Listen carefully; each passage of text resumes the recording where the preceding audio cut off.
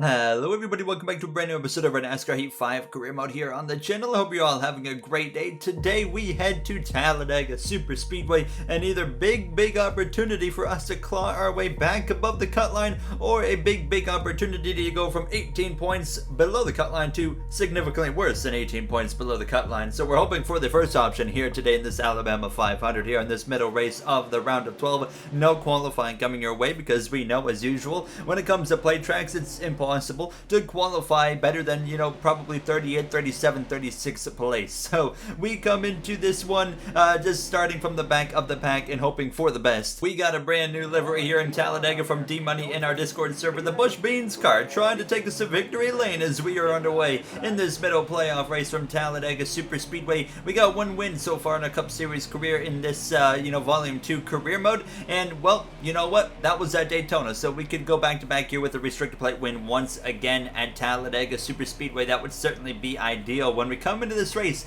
18 points below the cut line, so it's all about getting stage points here today. We need to get stage points, we need to execute, we need to, at the bare minimum, finish in the top 10 here at Talladega if we want to have any chance going into the Charlotte Roval. But fortunately, when we come to Talladega, there's quite often when we come to the playoff race in Talladega throughout the original NASCAR Heat 5 career mode where a lot of playoff drivers end up having a pretty rough finish. So I think that this is honestly a pretty realistic objective to potentially be above the cut line going into the Charlotte Roval, and honestly I have no concerns going into the Charlotte Roval because that is one of our very much strong suit circuits there with the road course. So I think honestly, like I said, if we can come out of this race in Talladega probably less than 5 points below the cut line, even 10 points below the cut line, I'm pretty confident we can make it into the next round. So if we can come out of here above the cut line, I honestly feel like we're locked in at that point unless something finds a way to go catastrophically wrong. But it's still all about how we do here today in Talladega. Now, as we came through to lap 3 of 14 in stage 1, and currently Ryan Blaney leading this race, but as we know, Talladega Super Speedway, Daytona, those types of tracks, the lead is going to be shuffling around quite often here as we're continuing to make some headway forward, just running this bottom line, trying to make some gains here now, trying to get to the inside of that Exalted Chevrolet of William Byron. We passed him, we got up the inside of Eric Almirola, and we just continued on this train to the front. So far, this race going very nice and smooth for us, but it's only a few laps in now, passing Kyle Larson as well. Larson still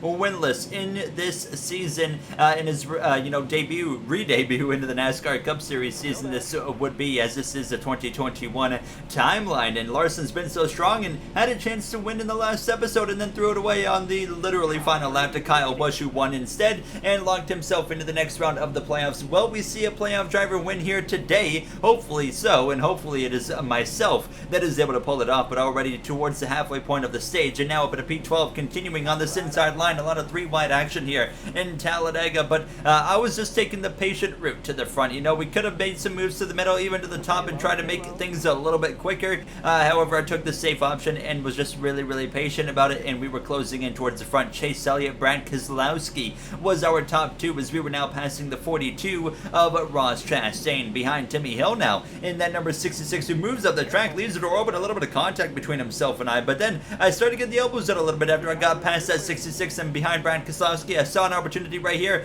to make a move here. To the outside we go, and now we have the 9 of Elliott pull up, which is a big benefit to us, and we got to think about maybe even side drafting the 2 of Keselowski, but I didn't really go for it there because I had such a good pull off of the 9 and he had no pull at all. So that's going to allow me to barely get clear, just ever so slightly clear there into turn 3 over Keselowski, and then with the assistance of Keselowski, we're going to get a push here in lap 11 to the outside of the 9. Now we pull the side draft off, and we pull that 9 car, that A-Shock Energy car, back in our direction. We take the lead by half a car length here into turn 3. To the lead we go. Caution comes out. The stage is going to end, and we're going to win stage 1 here from Talladega. So far, absolute perfection at this Talladega Super Speedway, and that 10 points is going to be a very meaningful 10 points here, especially by the end of the next episode at that Charlotte Roval. So everybody's going to come in, take 4 tires, fill it up with fuel. I couldn't find the reason for the caution for the first caution, but nonetheless, we're going to get back underway here for stage 2, where we start P1 in command of the field. It's time to get amped. Turn up the volume here in Talladega.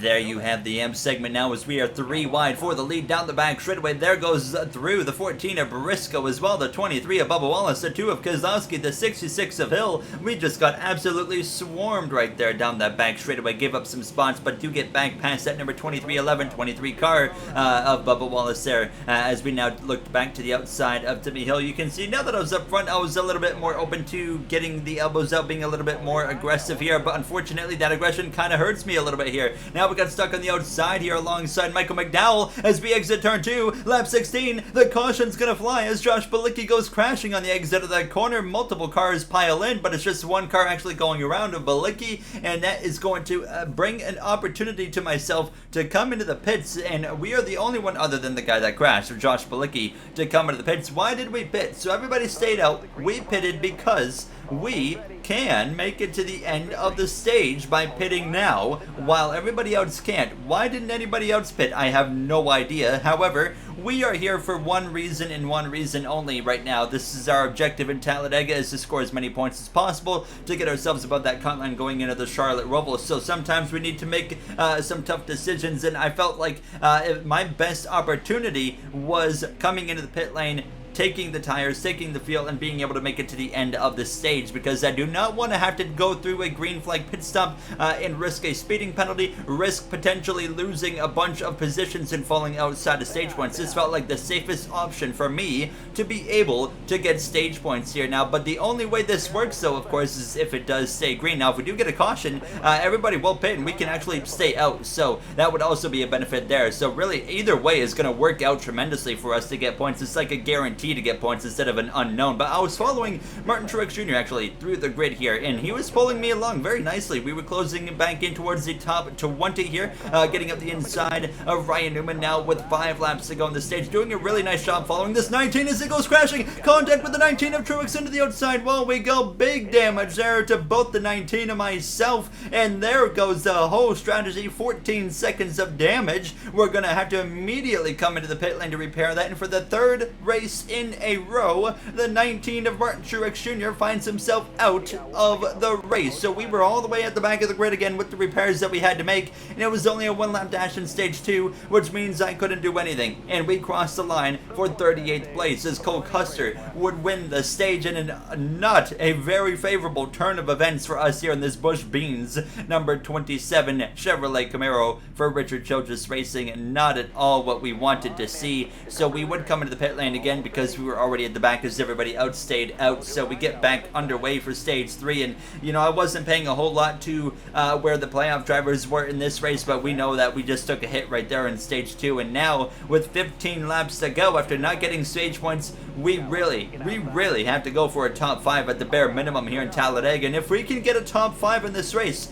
we could still find ourselves above the cut line here. Lap 35 into turn 3 already. Early on in stage 3, we're wrecking down into the corner there. The big one just about strikes as multiple cars go crashing. We have seen a few yellows so far. This time it was Corey LaJoie. You see the replay right there. Harvick, the 38, the 14, the 42, the 9 of Elliott as well, all involved as the caution would fly. We would rack it up one more time. No pit stops there. We would get right back into the action here with 9 laps to go as everybody was confident and comfortable to make it on field. What a race. So wild race so far it's been here in Talladega. It truly does now feel like a Talladega playoff race, but so far since you know, the beginning or midway point of stage 2, it's not been very beneficial to myself. And now you see me trying to make moves, trying to move our way forwards, because we're already at less than 10 laps to go here from this Talladega Super Speedway. So now to the inside, making the moves, the 3 wides, even the 4 wides if necessary here, as we were getting a big push actually from the 6 of Ryan Newman, a driver that we had some run-ins early on in the season against. I remember back to Martinsville with him,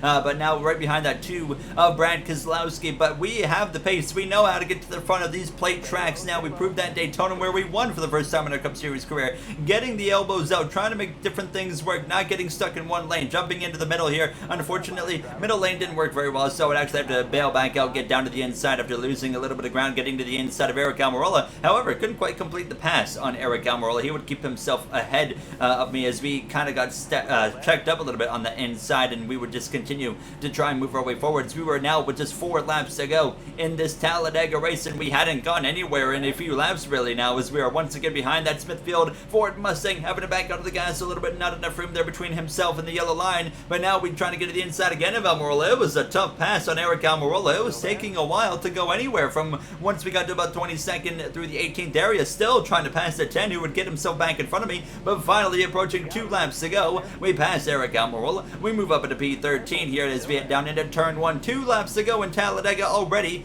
Cody Ware leads the race. Christopher Bell is in second, the highest playoff driver right now. With the cautions, the crashes we've had today, it's shortened the race, I would say, by about 10 laps here.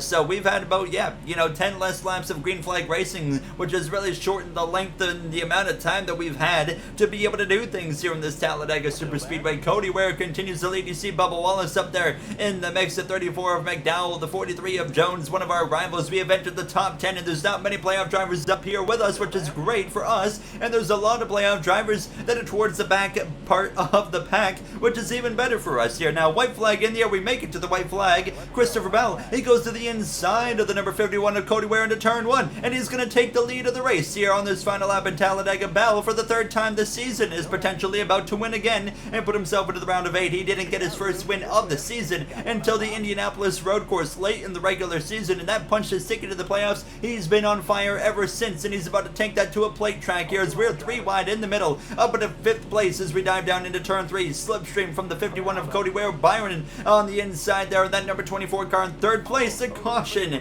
is going to fly on the final lap here in Talladega, so that is going to put us, I think, 5th place as Christopher Bell will win himself into the round of 8. And there you see in the background, that's the best view I could get of it. Somebody right there into the outside wall after blowing a tire was the reason for the caution here. So very unfortunate for whoever that was. I don't actually know. You see it again. I genuinely can't tell who that was. Maybe Eric Jones. I have no idea. But nonetheless, the 20 of Christopher Bell wins in Talladega. And look at this. This is a bit of a surprise. We are 14 points above the cut line. Austin Dillon, Logano, Harvick, Blaney, they are all on the outside looking in. But Blaney, who's dead last, is only 11 points out. So going into the Charlotte road course, in Charlotte Roval, I should say, it is going to be a close fight between everybody. I mean, even us, like I said, 14 points. If we could go into this race above the cut line, I said it's a guaranteed advancement, and I'm standing by that statement right there. We are guaranteed going to move on to the round of 8. I am so confident at that Charlotte Roval. However, that round of 8, I know is going to probably be the end of our run in the playoffs. As always,